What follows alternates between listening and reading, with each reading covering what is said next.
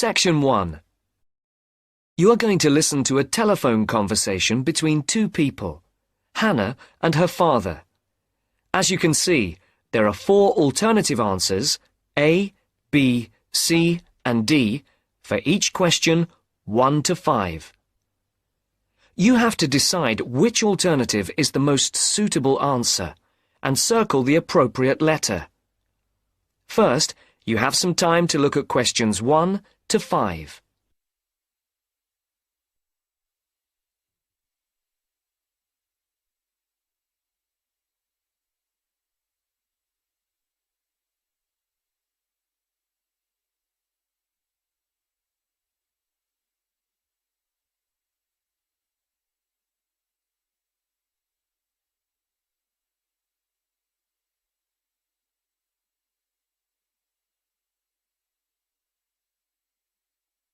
You can see that there is an example in the book, which has been completed. On this occasion only, the relevant part of the conversation will now be played for you.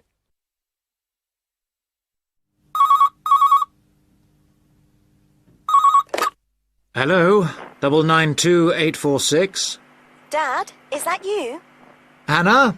Dad, I'm phoning... The line isn't very clear.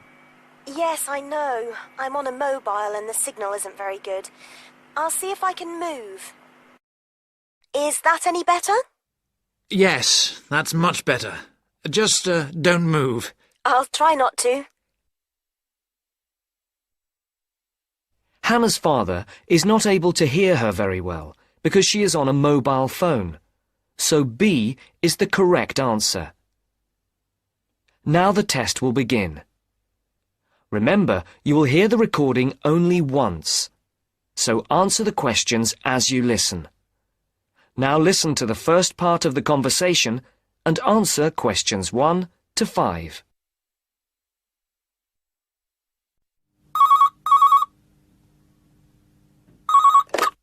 Hello, 992846.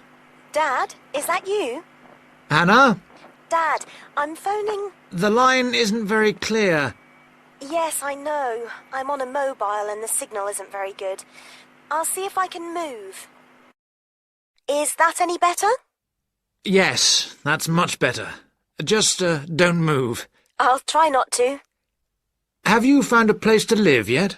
Yes, I think I have at last. Wonderful. I'm relieved because I'm fed up looking. I didn't think it was going to take me 3 weeks. It hasn't been easy for you.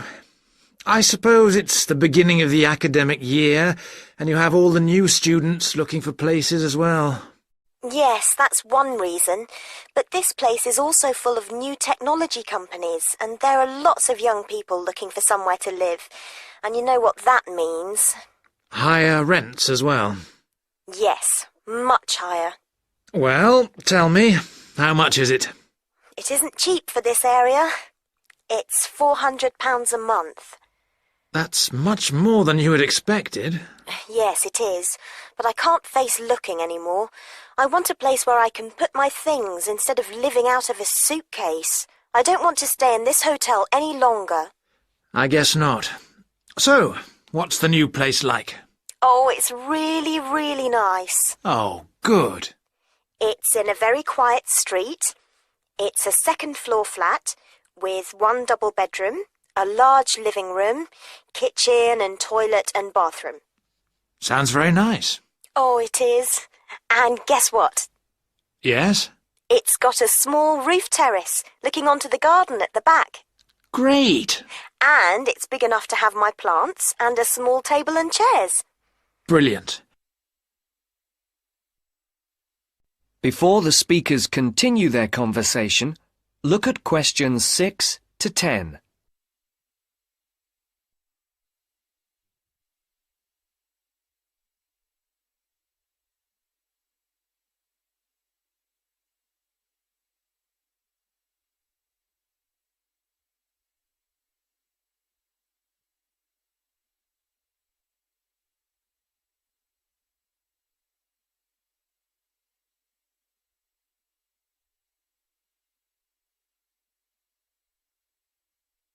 As you listen to the second part of the conversation, complete the numbered spaces 6 to 10.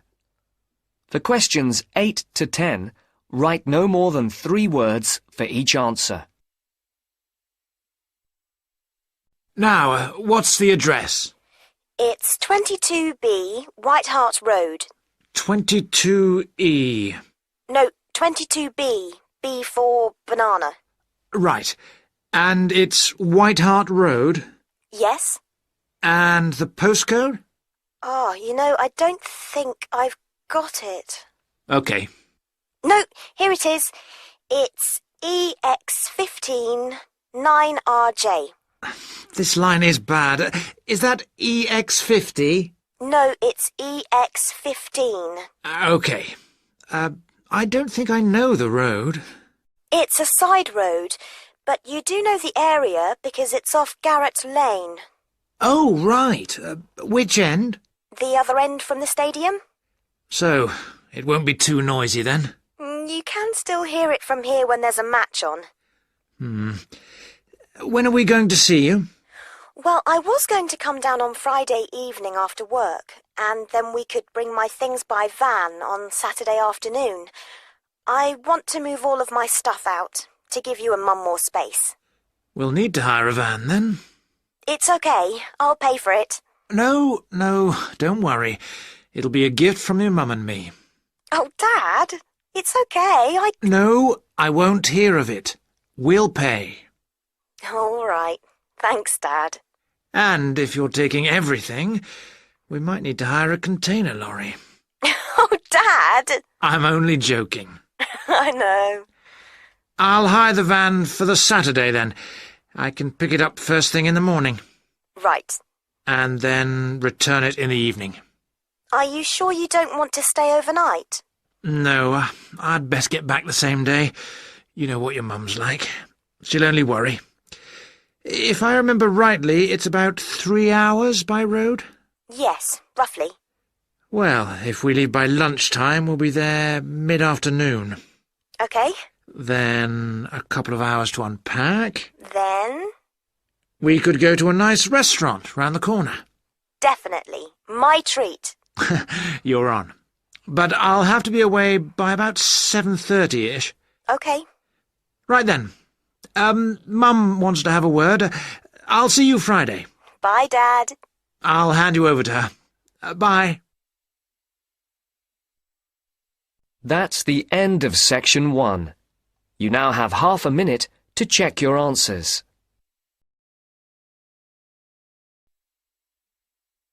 Now turn to section 2. Section 2. You are going to hear a news broadcast about proposed developments in a local area and about a local college.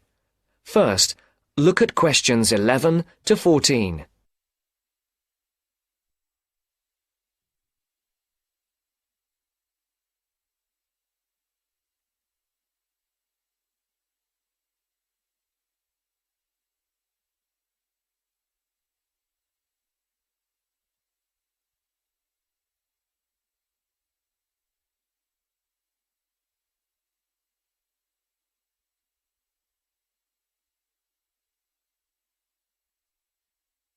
Listen carefully and decide which 4 planned developments are mentioned. And now for our main headlines on Southern local news for today. First of all, the report relating to the proposed motorway and other developments around the village of Tartlesbury was published this morning. And, as has been expected, it has created quite a lot of interest. The new motorway will pass along the north side of the village, crossing the River Team less than half a kilometre from the well-known beauty spot, Streve Ford, to the northeast of the village. The motorway will cut the village off from the ford, where many children play. But that is not the end of it. There are also plans to build 1,000 houses on farmland west of the village. And on top of that, there are proposals to build an industrial estate for new technology companies on the site of the old steelworks on the edge of the village. A news centre with a swimming pool and a very wide range of sports facilities and a large supermarket with other shops are also planned next to the housing estate. Before the broadcast continues, look at questions 15 to 20.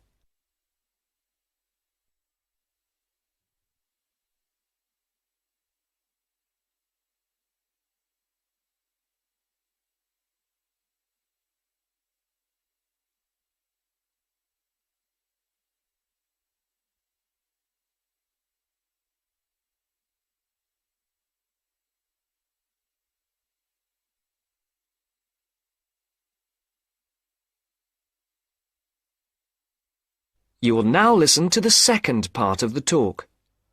For questions 15 to 18, put a tick in either column A or column B for each of the people mentioned. For questions 19 and 20, decide which of the four alternatives is the most suitable answer and circle the correct letter. Mr. Jones, a local farmer we spoke to early today, is strongly against the plans. But the local council is pushing for them to be adopted in full. They say that new housing is needed in the area and that it is an opportunity to take advantage of government grants for setting up new technology developments. The mayor, Mr. Fun, says, "We must make every effort to do our part for the economy of the country and for the local people. This is a golden opportunity to put Tartlesbury on the map."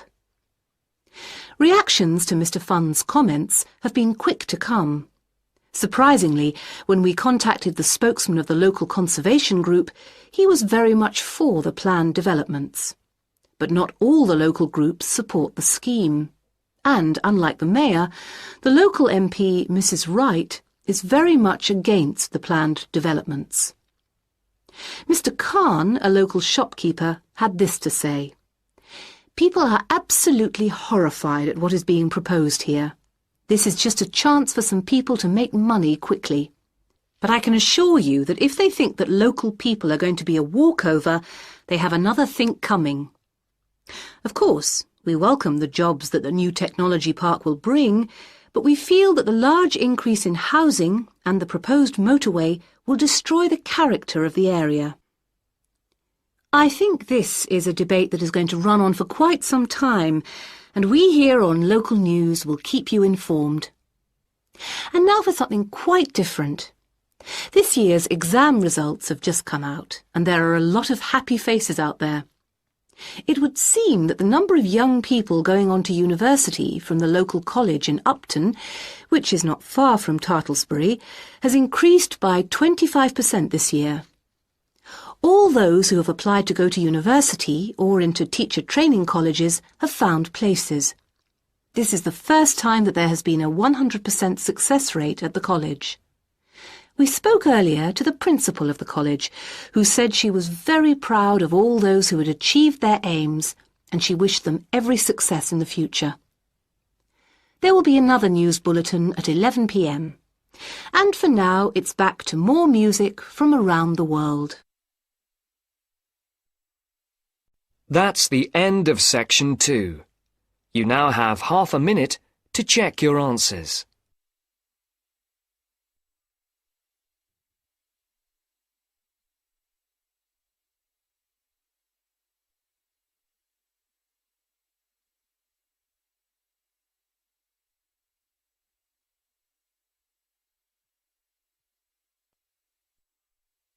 Section 3. You are going to listen to a conversation between two students and a tutor. They are talking about essays. First, look at questions 21 to 25.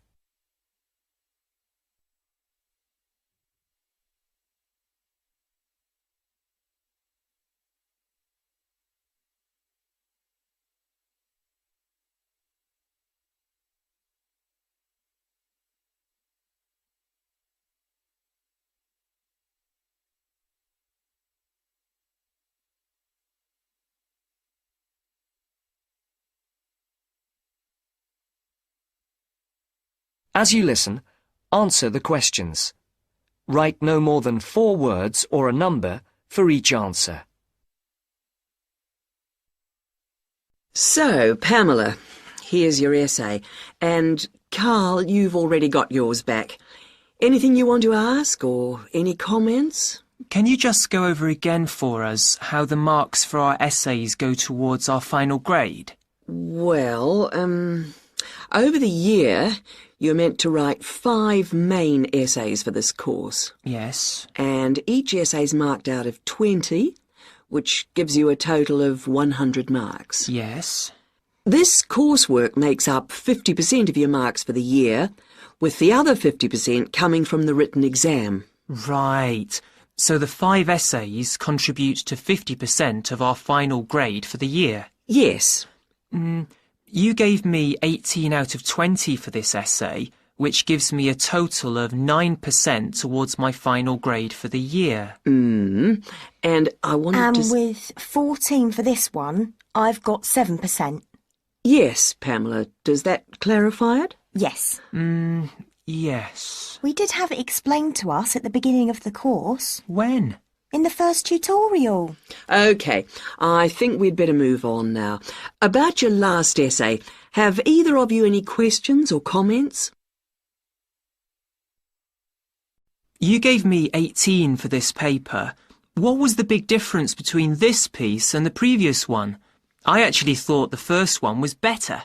Well, there was quite a marked difference. Really? Yes. It looked as if you had actually done quite a bit of research. You had quite a lot of relevant examples, especially on the historical side.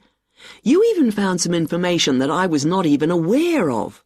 Your sources were also very sound. And on top of that, your answer was very well organised indeed, and the writing style was very elegant. Oh, thank you very much. I must say that it was the best piece of writing for a paper that we've seen for quite some time. I have to say, though, it took me a very long time to put it together. How long? At least 2 weeks. But it was well worth it. Can I just ask you if it's possible to rewrite the first essay of the term? It's really brought my average down. I'm sorry, but it's impossible. Is there no way to do it? I'm afraid not. OK, right. I'll just have to try to do better than average on the others. And Pamela? Well, to be honest, on the whole, I'm happy with my marks. Again, your research was very good. And you gave quite a long list of source material, which was very good. I spent quite a lot of time on this essay, more than the others. Well, again, it shows. What about the organisation? I was a bit worried about that. Your organisation, I have to say, was excellent. Oh, But as regards your style, yes. it is slightly too informal here and there. I think you need to tighten this up a little. OK. I only wish I'd put a bit more effort into the first one as well now. But I would like to know how I can get my marks up even higher. What do I have to do specifically? Well, your work could do with being more thoroughly checked. You have quite a few spelling mistakes. Yes, I know. If it's anything, I think it's the computer. Well, I'm not very good at typing. 2 fingers, really. And when I finish something like this, I find it difficult, even depressing, to go over it carefully again. But it's affecting your marks. Your previous essay was much better than this one. Sometimes it's difficult to follow what's being said because of the frequency of mistakes. A couple of years ago, the university authorities would have been more lenient, but now they're very hot on presentation and have been coming down heavily on things like grammar and spelling. In fact, I am obliged to deduct marks from every piece of work which is not handed in fairly free of mistakes. That's the end of section 3. You now have half a minute to check your answers.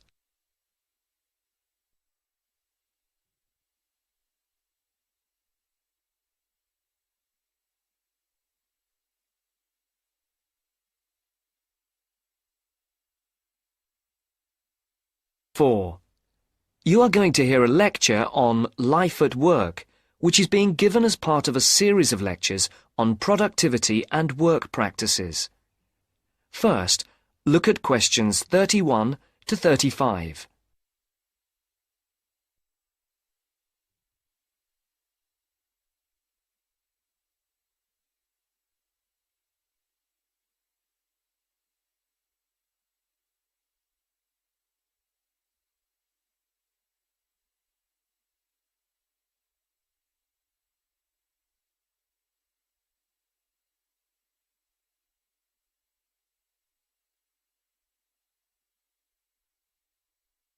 As you can see, there are 4 alternative answers, A, B, C and D, for each question. Decide which alternative is the most suitable answer and circle the correct letter. Good afternoon. My name is Dr. Charles Butt, and I shall be giving you a series of lectures on productivity and work practices over the coming weeks. There will be 10 lectures in the mornings as part of this course, and in addition there will be 3 lectures in the evenings from 6 to 8, which will be given by outside speakers. I would like first to look at a recent report on life at work. The report shows that the average British worker takes less than half an hour for lunch, 27 minutes to be precise, and that sick leave is on the increase. The drop in the length of time spent on lunch was 9 minutes when compared to last year, down from 36 minutes. According to the report, this is the first time that the average lunch break has fallen below half an hour.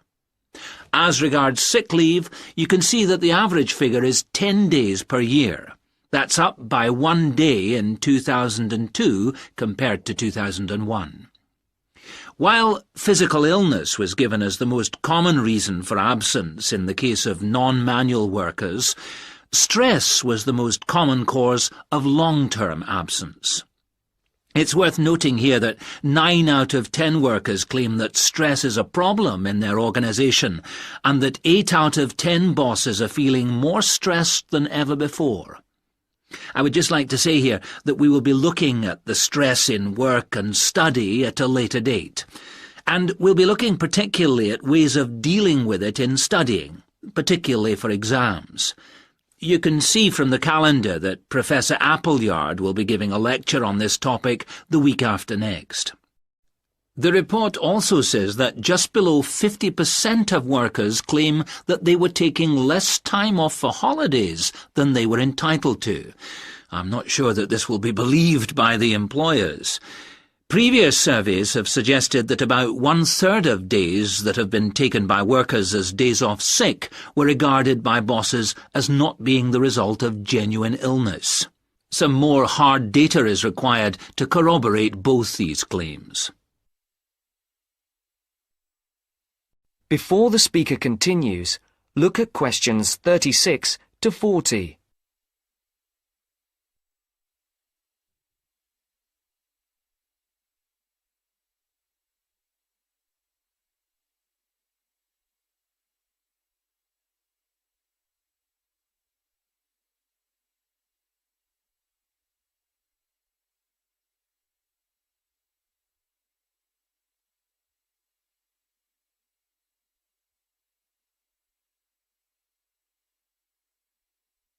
As you listen, answer questions 36 to 40. All this suggests that employers are driving their workers too hard. The effects of overworking mean that workers are now being stretched beyond their limits, both physically and mentally. This is borne out by the increase in sick leave. However, looked at from the employer's point of view, the picture may not be the same. Employers say that workers protest too much, but bearing in mind the data about the number of bosses feeling much more stress than before, we need to think about this carefully. It's interesting to note that productivity has gone up in many areas of industry. In 2001, the local car plant had one of the sharpest increases in average productivity, with the number of vehicles per employee rising by over 30% a year. A new assembly line came into operation at the beginning of 2002, affecting productivity, which increased to the 100 vehicles per worker mark by the end of the year. This is a stunning achievement for an industry which was not long ago considered to be collapsing. It would be interesting to do a survey of the work life at the plant. Those of you who have opted to do the project and reduce the number of essays you have to do may want to look into this. Please see me at the end of the lecture. Right, now, let us move on to something else which I think... That's the end of section 4. You now have half a minute to check your answers.